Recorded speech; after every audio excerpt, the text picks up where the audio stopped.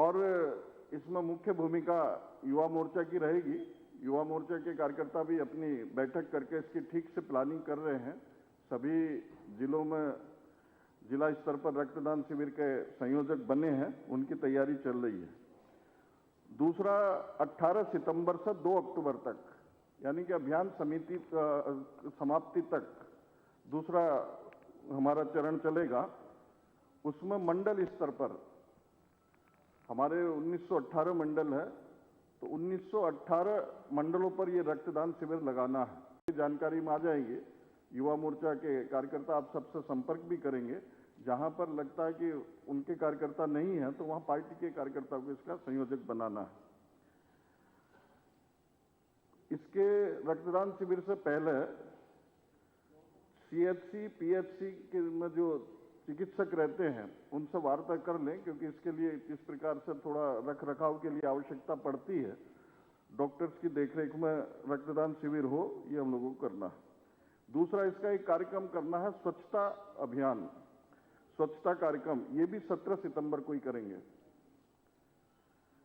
इसमें हर बूथ पर हमें स्वच्छता अभियान चलाना है।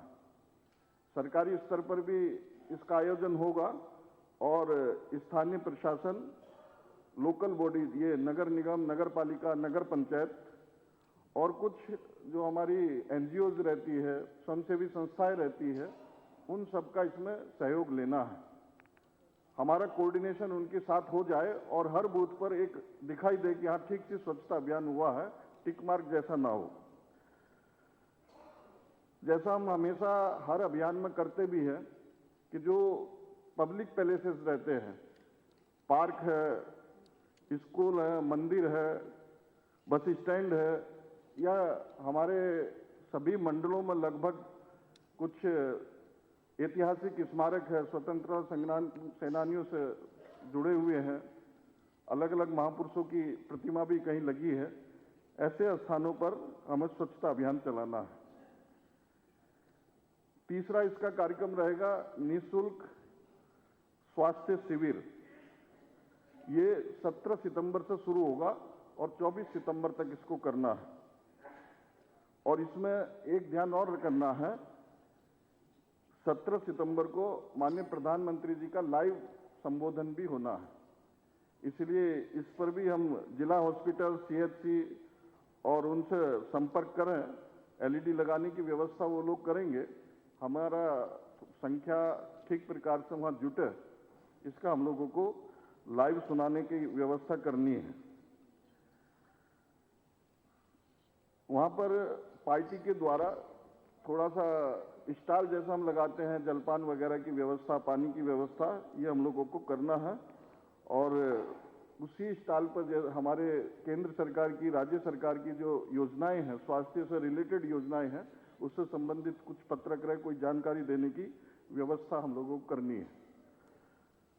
17 सितंबर को देखिए एक ही डेट बार बार आ रही है, इसलिए उस पर अलग अलग काम के लिए अलग अलग व्यक्ति के साथ, जो मैं एट ए ग्लांस बनाने की बात कर रहा था, उसी दृष्टि के लिए कह रहा था। 17 सितंबर को प्रदर्शनी लगानी है।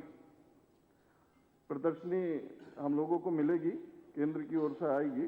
प्रदेश मुख्यालय पर 17 सितंबर को लगनी है और 18 सितंबर से के बाद सभी जिला केंद्रों पर, और हम अगर विधानसभा केंद्रों पर लगा सकते हैं, बड़े टाउन्स में लगा सकते हैं, तो उसके लिए भी हमें प्रयास करना चाहिए।